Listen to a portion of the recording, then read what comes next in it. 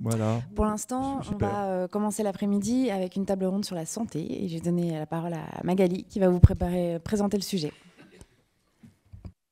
Merci Elise. Bonjour à tous. Je suis ravie d'être là avec vous aujourd'hui.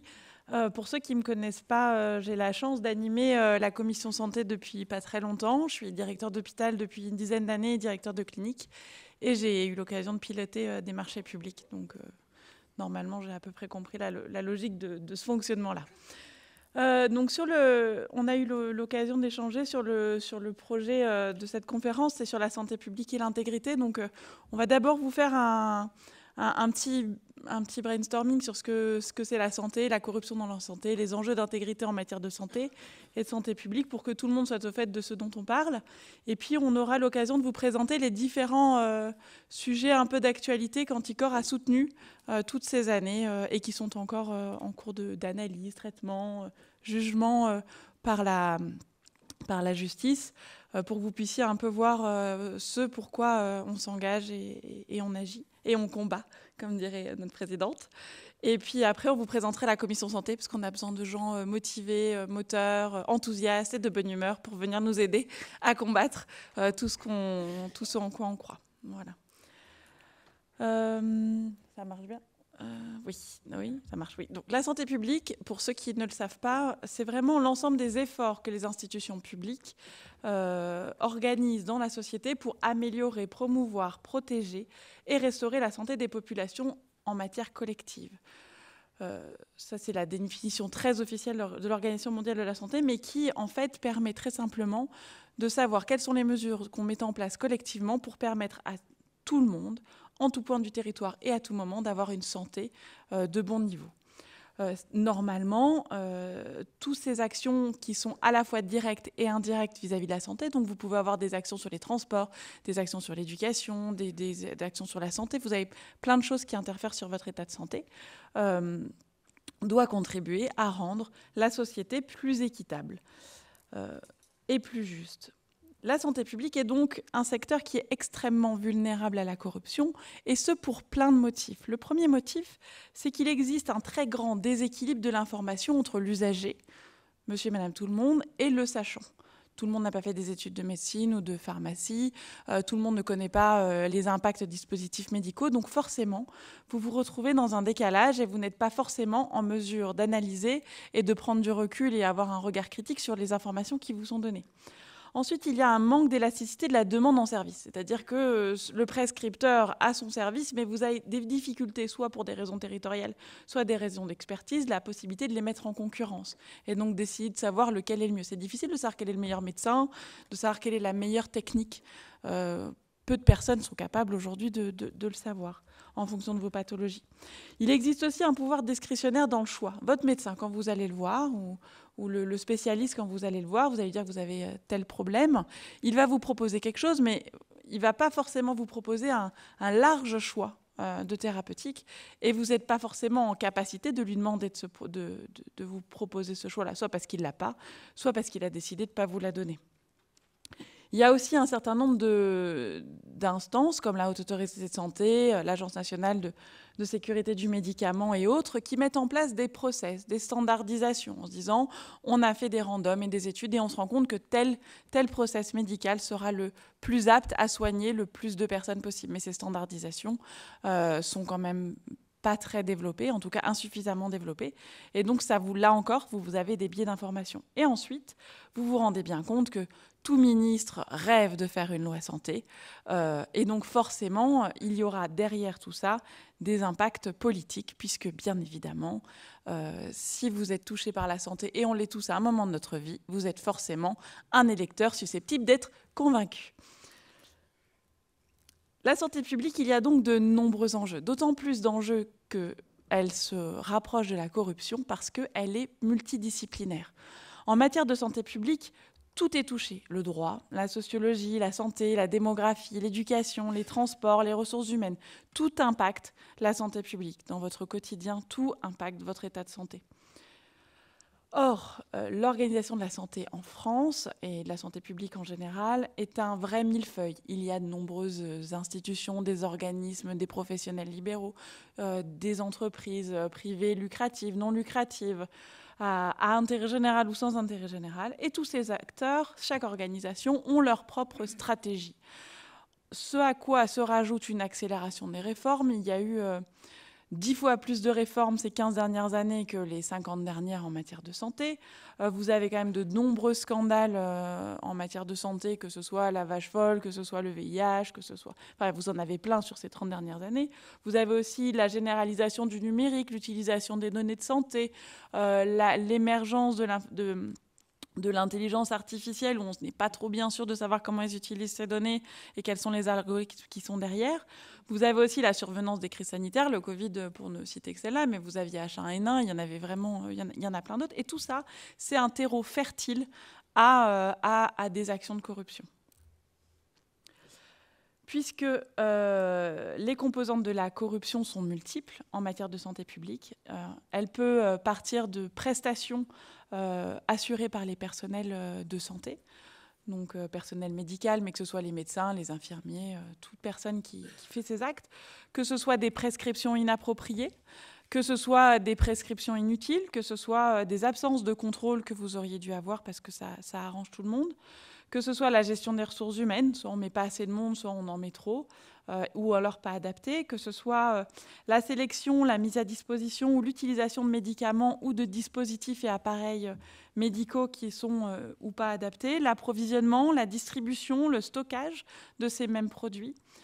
Les systèmes de contrôle et de standardisation, on va se rendre compte que Anticor a agi par exemple pour faire retirer des recommandations de la Haute Autorité de Santé, sauf que c'est la Haute Autorité de Santé qui, elle, contrôle et prescrit les recommandations. Donc si même elle a des problèmes en son sein, ça se répercute sur les organes de contrôle. Vous avez aussi la détermination des prix.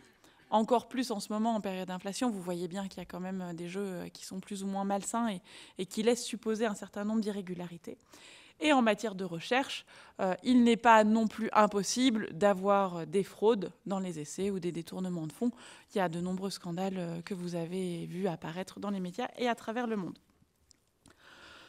Donc bien évidemment, souvent, ce qui importe ceux qui sont corrompus ou susceptibles de l'être ou peu regardants, ce n'est pas l'impact sur la santé, mais plutôt l'impact sur le porte-monnaie.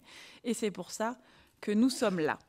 Puisque la corruption en santé obère le bien commun et nous pensons qu'il est important de s'y engager parce qu'on veut réduire les risques de perte de chance pour avoir un accès universel et équitable en tout point du territoire à un système de santé de qualité, parce qu'on veut avoir des ressources qui soient disponibles et utilisées de manière pertinente, parce que si on ne prévient pas suffisamment ces dérives en matière de corruption, quand il y aura une crise sanitaire différente de celle que nous avons connue, mais il y en aura d'autres. De toutes les manières, il n'y aura peut-être pas le personnel suffisant, il n'y aura peut-être pas le matériel suffisant, il y aura peut-être plein de choses qui auront fait le terreau de la corruption.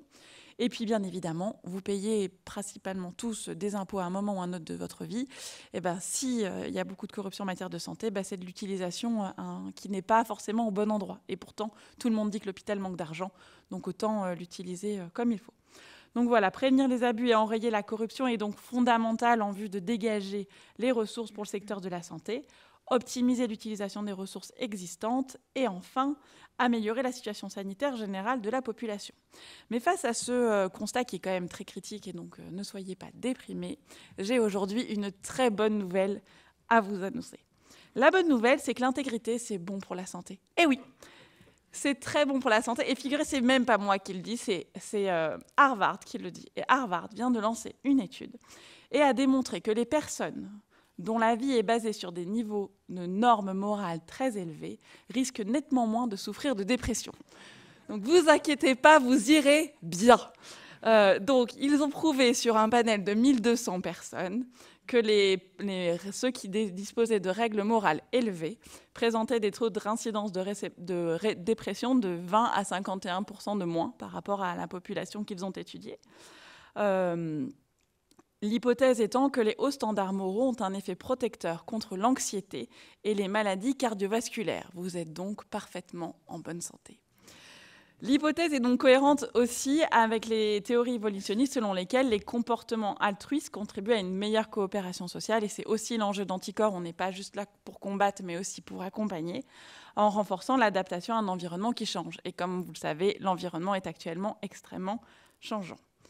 Ça va me permettre donc de donner la parole à Ellie sur les engagements d'Anticorps et vous présenter petit à petit les différents projets que nous portons. Il y en a 5 que l'on voulait vous faire connaître. La prise illégale d'intérêt contre les experts de l'HAS que j'ai commencé à déflorer. Résumé. Voilà, résumé. L'affaire de Health Data Hub, l'affaire Stop Covid, les marchés publics d'Amiens et l'oncologue du CHU de Besançon.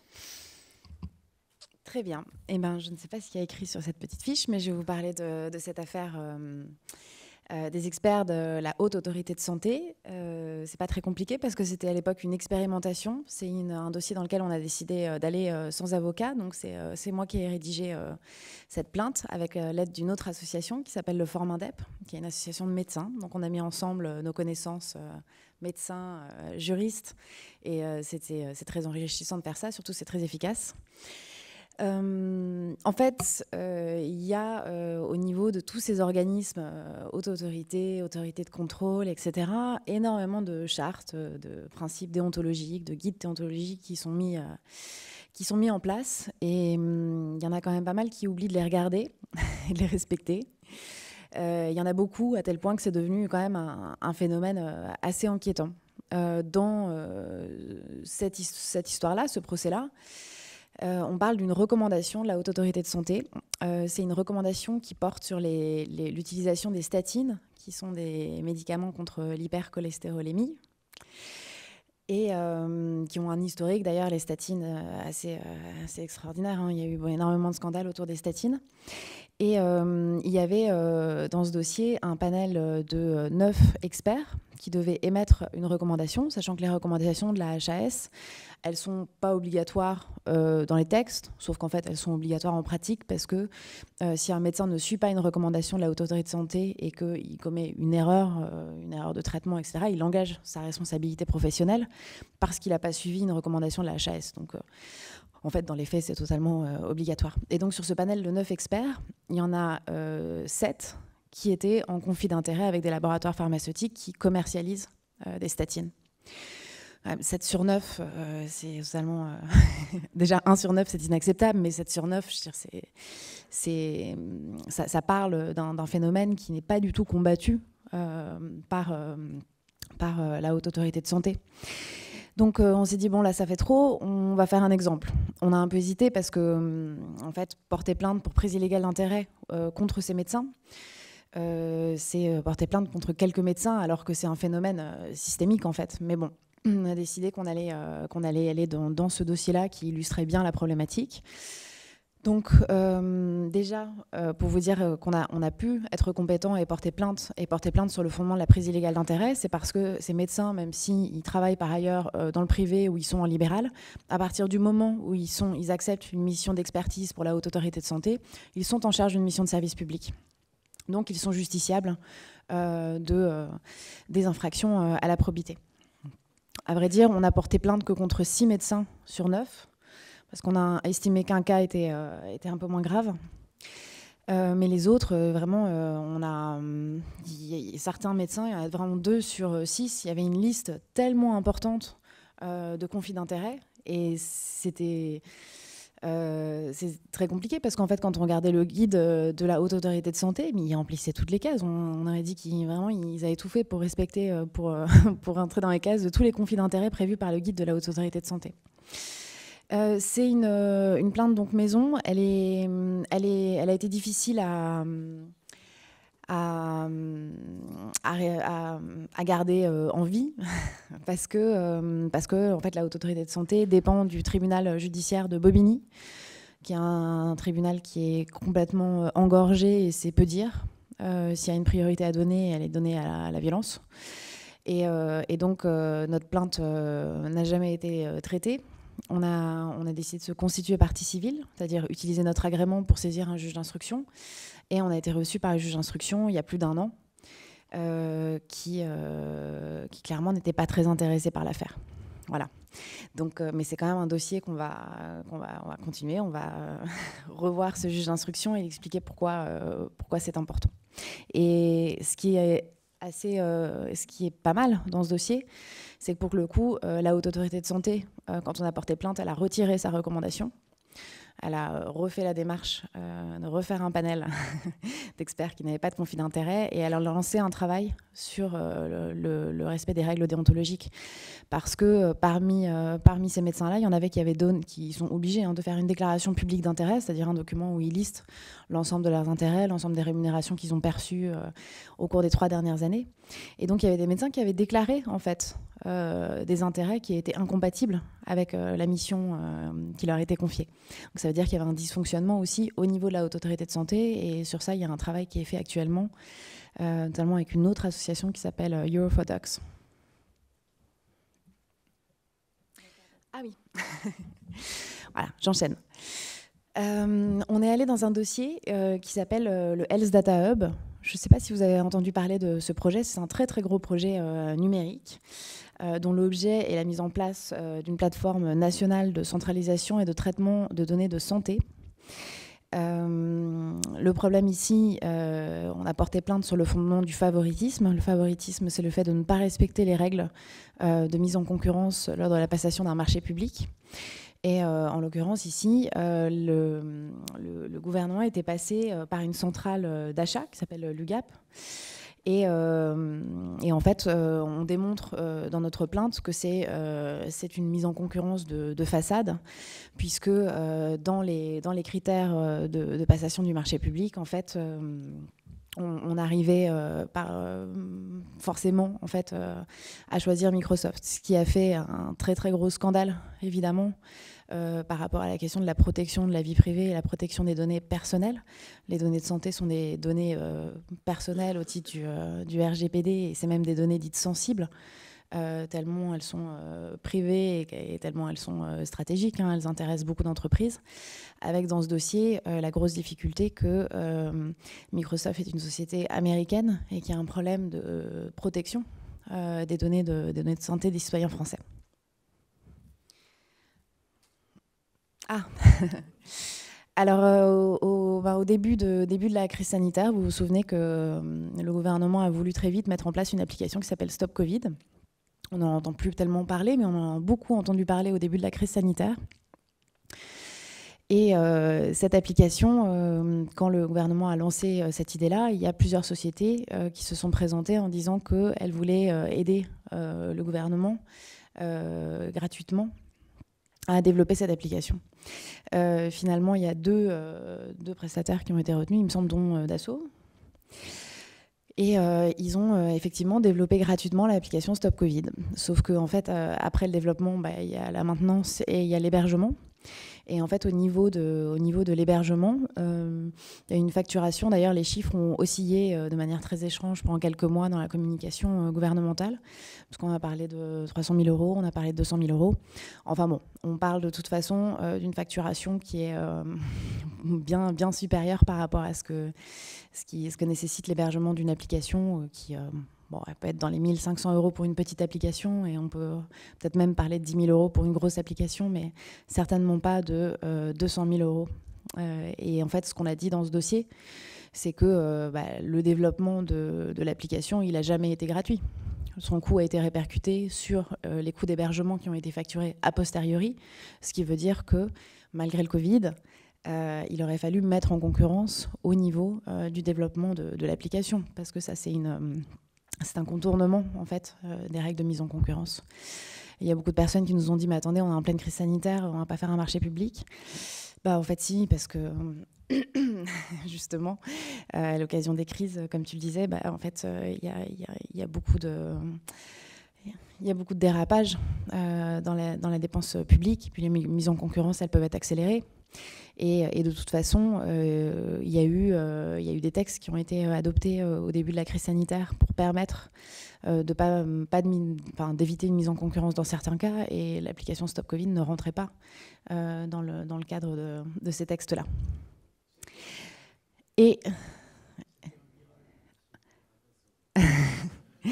Et cette plainte, bizarrement, on l'a envoyée, elle a été perdue. Bon, je suis quand même à le soutenir, à le souligner, parce que, à ma connaissance, c'est la seule fois que le parquet national financier perd une plainte ou un signalement déposé par l'association.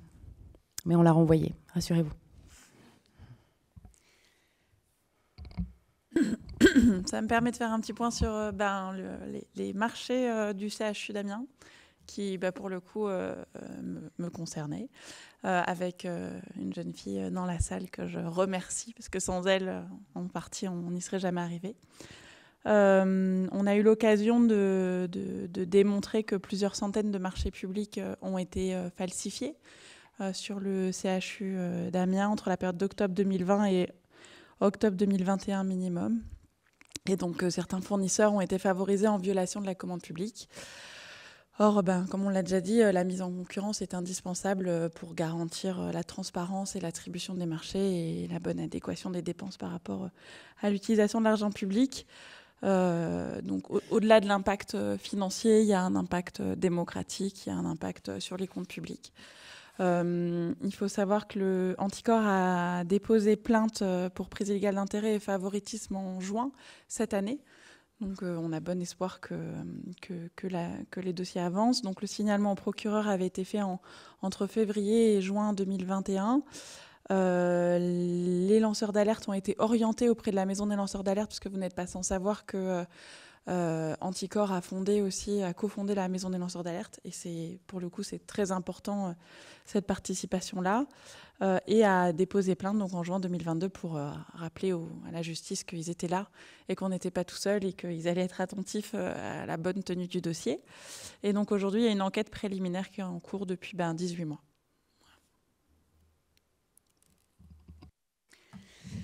Une dernière affaire qu'on relie au monde de la santé, qui cette fois-ci est à Besançon. C'est une affaire dans laquelle le médecin qui était responsable du département d'oncologie, donc qui s'occupe des cancers, et qui, en application de la loi cancer, devait organiser des réunions pluridisciplinaires pour chaque cas de cancer, afin que des spécialistes qui représentent les différentes options thérapeutiques puissent être rassemblés ensemble et décider ensemble de quelle option thérapeutique est la meilleure. Et il y a eu un lanceur d'alerte à révéler qu'en fait, dans ces réunions-là, il y avait des internes qui signaient à la place des spécialistes, et qu'en fait, toutes les options thérapeutiques n'étaient pas représentées, et qu'on allait systématiquement vers la chimiothérapie, et que cette personne, ce médecin par ailleurs, était largement financé par une entreprise qui vend des traitements de chimiothérapie. Pour vous dire l'impact sur les gens, même si c'est pas à moi de dire si le lien, s'il y a un lien, si le lien causal est évident, s'il est direct, si c'est la conséquence directe de ça. Mais il y a beaucoup de personnes qui auraient eu besoin d'une opération, qui n'ont pas eu d'opération, et qui ont vécu pendant des mois, voire des années, avec des déformations physiques qui auraient pu... auquel une opération aurait pu remédier. Donc là aussi, beaucoup de souffrance autour de ce dossier, et beaucoup de résistance aussi du côté de la justice, du fait de connaissances dans le coin. Donc c'est un dossier dont on a demandé le dépaysement, mais qui n'a pas beaucoup avancé à cause de ces obstacles-là. Et c'est vrai que c'est des choses qui arrivent. Ça arrive que dans les dossiers, on soit confronté à des procureurs récalcitrants, qu'on découvre que finalement, ils sont peut-être dans une mauvaise position politiquement, familialement, amicalement, pour s'occuper des plaintes. Dans ce cas-là, on demande le dépaysement du dossier pour que ce soit traité par un autre parquet. Et il y a un autre dossier qu'on n'a pas mis dans la liste, mais en même temps, il n'est pas encore pris en charge par l'association, mais il concerne les centres de dialyse. Et je dois dire que c'est un univers impitoyable, que l'univers des néphrologues. J'ai rarement vu dans un dossier une riposte aussi violente. Ça concerne les centres de dialyse, et en fait, et pour la plupart des centres de dialyse, il y a des médecins néphrologues au sein des CHU qui orientent les patients vers des centres de dialyse. Sauf qu'il y a les centres de dialyse qui doivent rendre des comptes aux ARS, ont présenté de nombreuses irrégularités dans leur comptabilité et notamment on avait du mal à comprendre la nécessité de payer des voyages et des appartements aux dirigeants de ces centres de dialyse qui, comme par hasard, sont également les médecins qui orientent les patients vers le centre de dialyse qui leur paye leur voyage. Ce qui me permet d'en arriver à la commission santé et vous rappeler à la mobilisation, vous et surtout tous ceux que vous connaissez qui seraient susceptibles de venir. Donc vraiment, la mobilisation est large. La mission de la commission, c'est de proposer des actions dès lors que le fonctionnement administratif de notre système de santé et de gestion de crise pourrait révéler des infractions pénales, entrant dans le champ de la compétence de l'association et d'essayer de proposer des solutions à l'association. Donc la taille cible de la commission pour qu'on arrive réellement à travailler, c'est de l'ordre de 10-12 personnes, mais réellement motivées et impliquées. Toute personne disposant du temps, soit pour chercher, soit pour analyser, est la bienvenue, puisqu'il y a des gens qui n'ont pas forcément de compétences juridiques, mais qui sont capables de lire des rapports. On a évoqué des rapports de la Cour des comptes ou des chambres régionales ce matin. Vous êtes en capacité de lire et de voir qu'il y a des choses qui sont identifiées et à les remonter, et des gens qui sont capables de les analyser et après d'aller essayer de trouver plus de preuves et de les analyser. Que vous soyez professionnel de santé ou non, vous êtes les bienvenus, dès lors que vous avez un minimum de connaissances sur comment fonctionne le système de santé ou des affinités. Je peux m'arranger pour les connaissances et vous les transmettre, mais voilà, essayez, toute personne bien motivée est bienvenue. Bien évidemment, si vous présentez une partialité avec des laboratoires qui seront concernés par les enquêtes, on vous demandera de sortir. Mais à part ça, normalement, ça devrait bien se passer.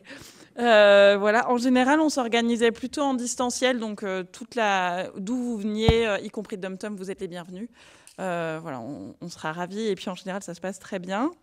Les objectifs 2022, on va essayer de formaliser un règlement intérieur de la commission, structurer les process internes, puisqu'il est important qu'on sache quand il y a une alerte, comment est-ce qu'on analyse, à quel moment est-ce qu'on sollicite le siège, à quel moment est-ce qu'on passe le relais, à quel moment on rappelle au siège de faire une relance, à quel moment est-ce à quel moment on aide et à quel moment on contribue et de quel cadre on contribue. Y compris sur les alertes, parce qu'on peut recevoir aussi beaucoup d'alertes, mais il faut savoir les traiter, prendre du recul, voilà. Moi, je voudrais faire un petit retour d'expérience, puisque pour le coup, mon dossier est passé en commission santé avant d'intégrer la commission santé. Et je dois dire qu'à titre personnel, les membres de la commission santé, quand on est rentré dans le dur et qu'on a subi énormément de représailles, ils m'ont appelé quasiment tous les 15 jours pour savoir comment j'allais. Et rien que ça, c'est énorme quand vous subissez des représailles. Et donc, c'est aussi tout ce côté-là humain qui est important et qui crée une réelle communauté de gens qui sont soudés.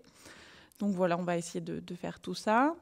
Et sinon, on s'était dit avant l'été qu'on aimerait identifier ensemble les sujets qui vous sembleraient les plus pertinents, parce que bien évidemment, on ne pourra pas traiter en une année les 160 sujets qu'on a évoqués les 20 dernières minutes, mais on pourrait identifier, est-ce qu'on veut travailler sur les plateformes, les centrales d'achat, est-ce qu'on veut travailler sur les contrats d'achat de médicaments, ou est-ce qu'on estime que c'est plutôt l'Europe qui va le porter parce qu'on n'a pas forcément les ressources ou la logistique pour l'étudier, ou alors est-ce qu'on se spécialise sur, on essaye de faire des livres blancs qui serviront au plus grand nombre, est-ce qu'on crée des cursus de formation qu'on pourrait donner à destination des élus, à destination des associations, à destination des magistrats, parce qu'il y en a beaucoup qui ne savent pas forcément, en tout cas, ou de la justice, pour l'avoir vu, ils n'étaient pas forcément au fait de comment fonctionne un marché public.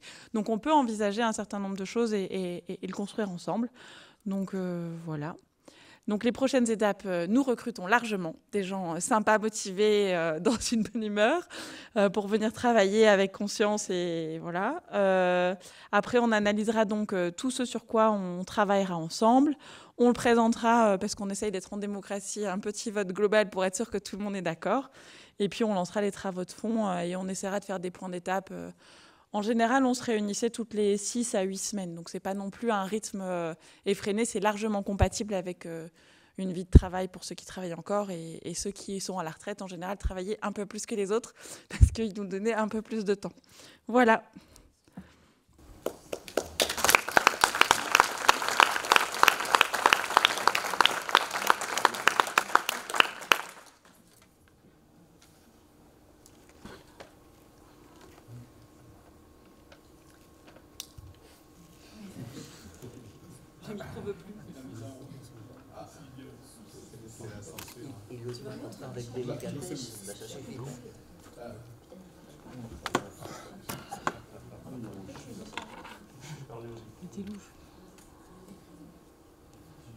Faut parler.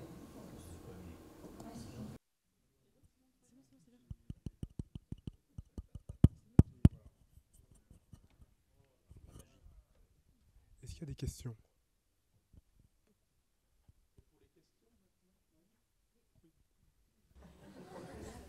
Remarques, tout.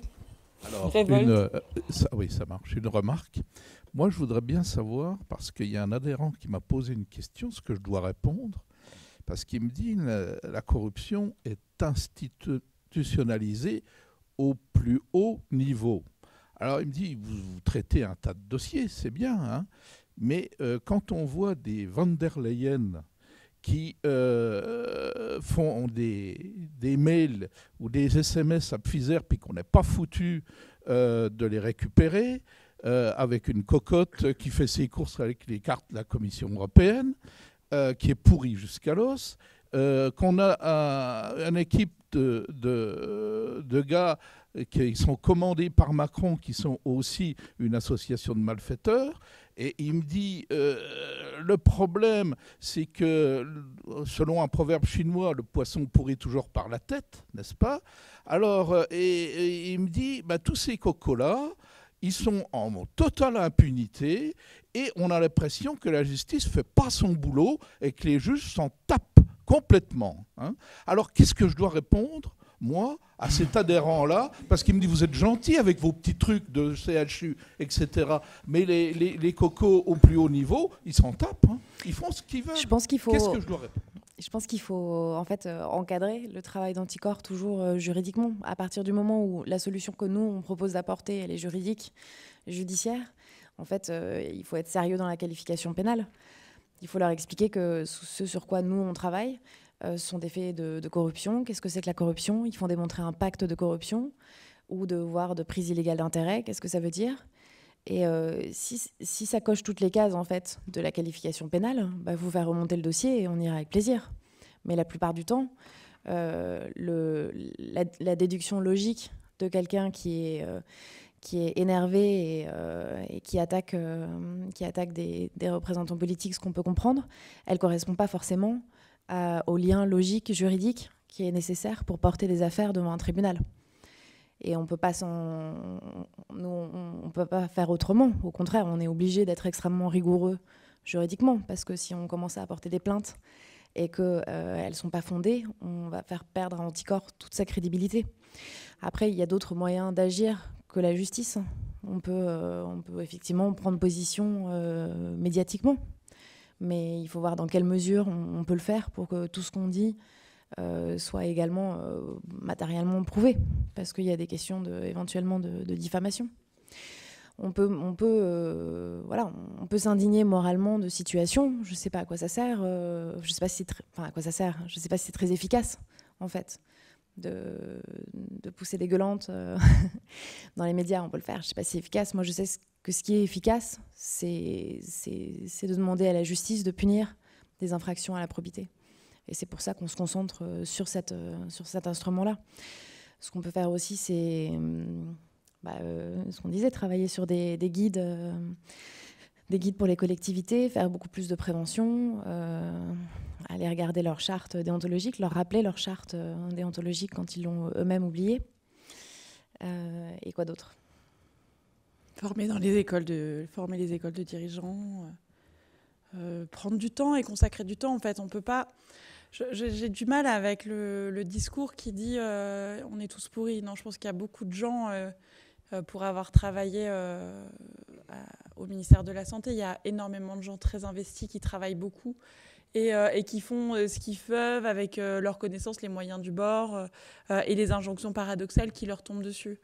Mais pour autant, bien souvent, la corruption, je pense qu'elle s'installe et les irrégularités, elles s'installent parce que les gens, ils ont tellement d'autres choses qui leur tombent dessus qu'ils ferment les yeux, ils disent bon bah c'est pas grave, il y aura d'autres choses plus graves. Bah, nous, il faut juste qu'on soit là pour leur dire attention, là c'est grave.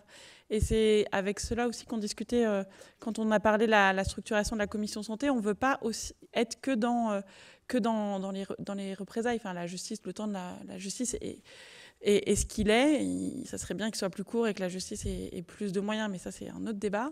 Mais nous, on est aussi là pour dire on a identifié des choses qui nous semblent bizarres et on peut vous accompagner aussi pour que les choses elles soient un peu moins bizarres et on peut faire en sorte que ce soit moins pire, voire un peu mieux. Et on est aussi là pour faire avancer les choses, pas forcément dans les représailles, parce que c'est aussi ça notre jeu, je pense. Mais... Je voulais juste savoir ce qu'était devenu l'ancienne commission santé, parce que j'ai l'impression qu'il y en a une nouvelle. Parce que moi, je faisais partie de l'ancienne commission santé. Bon, je sais pas, j'ai dû être oublié quelque part. Et je sais que j'avais pas mal travaillé à l'époque sur... ça rentrait dans les détails trop techniques, mais puisque vous avez parlé des statines, sur les traitements des dégénérescences maculaires, où il se trouve que l'autorisation de mise sur le marché est donnée à un traitement qui coûte, je sais pas combien, 20 fois plus cher qu'un autre, mais il y a tel laboratoire qui bloque l'AMM parce qu'il a des parts dans les deux laboratoires. Enfin bon, j'avais pas mal travaillé sur la question. Je sais pas, je croyais que ça continuait. Visiblement, ça s'est arrêté. Et je sais pas, donc je viens m'informer. Oui, ça s'est arrêté parce qu'on avait, nommé 2 personnes pour s'occuper de cette commission. Et en fait, c'est des commissions qui sont indépendantes de l'équipe nationale et des groupes locaux du conseil d'administration. Et ça s'est pas très bien passé parce que en fait, il y avait justement, je pense, cette difficulté à différencier ce qui relève du juridique et ce qui relève d'une indignation, voire d'une indignation, j'aime pas vraiment ce mot-là, mais complotiste à certains égards. Il y a des personnes qui ont un peu perdu le lien avec ce qui est notre exigence à nous d'avoir des dossiers rigoureux juridiquement. Et ils ont fait fuir beaucoup de personnes. Donc la commission s'est retrouvée avec peu de membres et du coup on s'est dit qu'on allait la reformer et voilà, c'est l'appel d'aujourd'hui, mais en même temps il a fallu un petit peu de temps pour que Magali réfléchisse à ce qu'elle avait envie de proposer aux membres de la commission. C'est pour ça en fait on s'est dit qu'il fallait cadrer le travail de la commission parce que voilà, c'est un peu parti dans tous les sens. Et ça ne veut pas dire qu'il n'y avait pas de dossier intéressant et fondé, hein, mais moi, ils ne me sont pas arrivés. Vous êtes le bienvenu.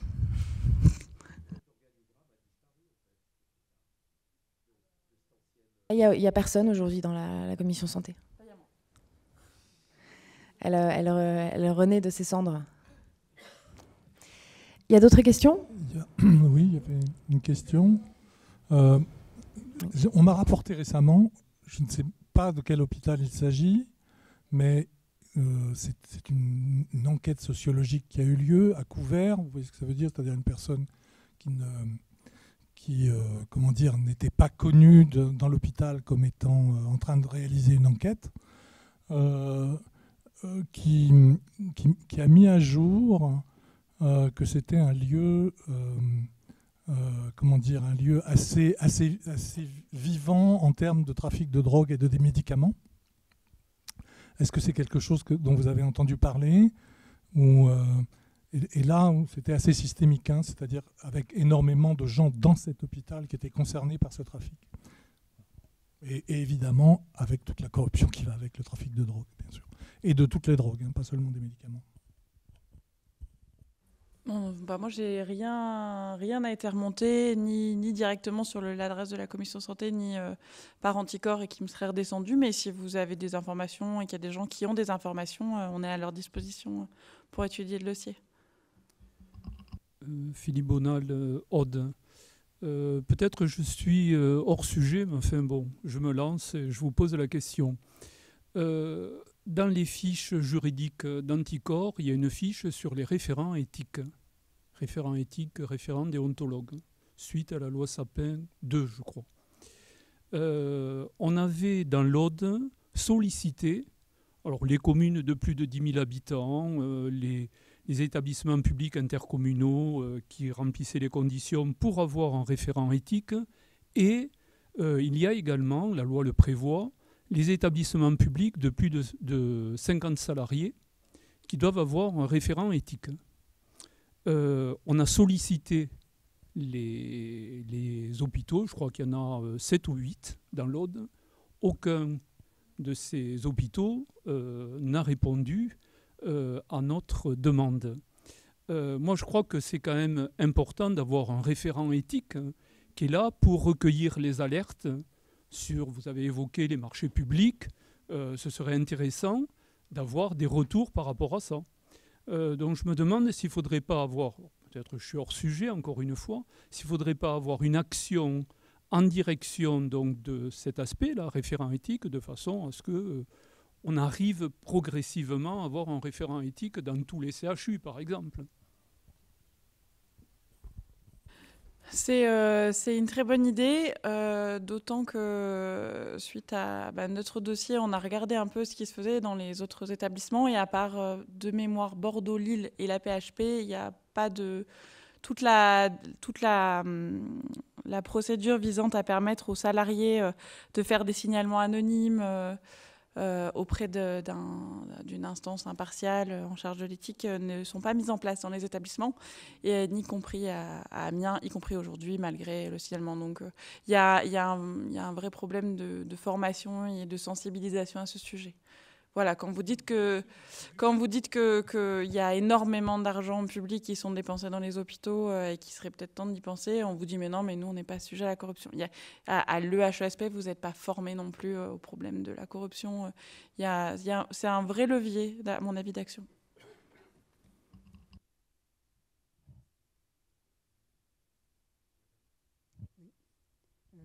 Moi j'ai une première question. Est-ce que Anticor, oui. Est-ce que Anticor a été saisi ou a eu à connaître de ce que les gens se sont étonnés de ne pas pouvoir avoir accès au cahier des charges au moment de l'acquisition par l'Europe des vaccins anti-Covid? Est-ce que vous avez été interrogé là-dessus? Est-ce que vous êtes en mesure de faire des propositions? Parce que c'est vrai que ça a surpris un petit peu cette opacité des grands laboratoires à ne pas vouloir communiquer le contenu de leur cahier des charges. Alors du coup, moi, j'ai pas été destinataire des alertes qui sont arrivées à la commission santé, donc je peux pas répondre pour la commission santé dont les anciens responsables sont pas là. Ce que je sais, c'est qu'il y a des démarches qui sont entreprises par des eurodéputés, qui sont des demandes d'accès à des documents administratifs qui portent sur les contrats de commande de vaccins. Et ça, c'est en cours. À ma connaissance, ils ne l'ont pas encore obtenu, mais je ne vois pas comment ils pourraient ne pas les obtenir, sauf à ce qu'on... on va parler tout à l'heure de transparence, sauf à ce qu'on leur oppose un secret. Et ce sera une nouvelle bataille à mener. Mais en tout cas, c'est en cours et on échange sur ces sujets avec les personnes qui ont fait cette démarche. Et des recommandations sur le partage ou la responsabilité des laboratoires plutôt que celle des États aussi? Vous avez réfléchi là-dessus? Non, on n'a pas. La question, c'est des recommandations sur le partage des responsabilités entre État et laboratoires pharmaceutiques en cas de défaillance, oui, des médicaments. Non, alors je sais que très très généralement, mais c'est pas que les vaccins. Dans le cadre de la crise sanitaire, il y a une garantie en faveur des laboratoires de ne jamais être inquiétés. C'est-à-dire que les États ont tendance à prendre l'entière responsabilité de défaillance, ce qui est totalement anormal. On peut faire des recommandations, mais là, c'est pareil. Il faudrait voir à qui s'adresser pour être écouté. Le troisième sujet. Oui. Le troisième sujet, très rapidement, mais ça se décline, parce qu'on a toujours tous en tête l'histoire du Covid que nous venons de vivre. Hein. Et c'est vrai que ça a mis au jour le fait que les médecins, certains chefs de service, font des essais, prennent parti sur certaines molécules vendues par certains laboratoires. Donc là, c'est vrai, ça a été vrai pour la vaccination, mais ça doit être vrai aussi c'est vrai pour d'autres médicaments. Alors, est-ce que Anticor travaille sur des procédures, proposer des procédures qui qui garantissent un contrôle ou neutralité. Parce que le problème, c'est que là, il y a la rémunération qui intervient. Donc, comment peut-on être sûr de la neutralité des essais, des contrôles, des préconisations? C'est peut-être pas tout à fait de la corruption, mais enfin, c'est en tout cas ce que j'appelle une certaine porosité entre le monde des affaires et des professionnels de santé. Et oui, non, mais même si on a confiance quand même, quoi, voyez-vous. La porosité, malheureusement, elle est évidente. Hein. C'est pas le seul domaine dans lequel elle est évidente. Après,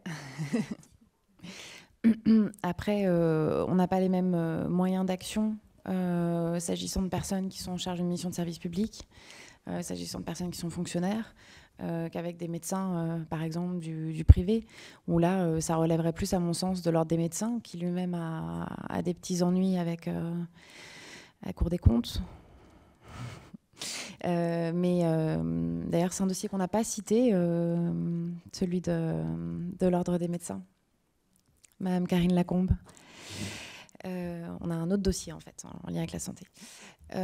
Oui, j'ai pas tellement de réponses, en fait. Moi, je suis pas allée dans le détail ni des demandes de documents administratifs au niveau de l'Union européenne. Et là, sur les recommandations pour éviter les conflits d'intérêts de manière générale dans le monde de la santé, c'est intéressant. Peut-être que c'est un axe sur lequel on peut travailler. Il faut voir avec qui discuter. Et a priori, c'est plutôt avec l'ordre des médecins. Bon, on va voir s'ils acceptent nos recommandations, mais on peut le faire, oui. S'il vous plaît. En 2014, à l'initiative de Marisol Touraine, a été créé le site internet transparence.santé.gouv.fr pour prévenir les conflits d'intérêts où les laboratoires, les fabricants ainsi que les professionnels de santé doivent renseigner un certain nombre de choses. Et puis, plus récemment, en 2021, a été créé Euro4Doc à l'échelle de 11 pays européens. Selon vous, ces outils vous semblent-ils efficients? Est-ce qu'il y a des trous dans la raquette? Ou est-ce que ça repose sur la bonne volonté des individus pour se déclarer? Alors, la base transparence santé, il y a aussi une base au niveau européen. C'est ça qui nous a permis de monter le dossier sur les experts de la Haute Autorité de Santé. Donc, certainement pas vous dire que c'est pas utile, c'est très utile. C'est pas très connu, a priori, en tout cas du grand public, des citoyens, pas beaucoup connaissance de cette base-là. La base transparence santé, elle est hyper compliquée à utiliser. Vraiment, c'est compliqué d'avoir rapidement toutes les informations dont on a besoin pour comprendre la situation globale d'un médecin vis-à-vis de l'industrie pharmaceutique. C'est pour ça que Euro4Doc a été créé. Et donc, eux, ils ont repris les données pour qu'on puisse faire des recherches beaucoup plus efficaces. Donc ça, c'est une très belle initiative. Et en plus, ils travaillent avec la Haute Autorité de Santé maintenant aussi pour appuyer les revendications d'éthique. Donc, non, c'est une base qui est très utile. Après, maintenant, quand on en parle aux médecins, ils sont pas mal sur la défensive. Je trouve que le monde médical a tendance à dire non, mais attendez, vous nous embêtez tellement avec tel déjeuner à 50 €. Vous croyez vraiment que c'est à cause de ça que je vais prendre parti pour un laboratoire ou un autre? Donc en fait, je crois maintenant ils évitent les déjeuners pour ne pas avoir à déclarer et pas avoir d'ennuis. Donc voilà, le foisonnement administratif que ça provoque finalement est un obstacle apparemment au relationnel, en tout cas autour d'un déjeuner avec un laboratoire pharmaceutique. C'était pas l'objectif, je crois, mais c'est un des résultats.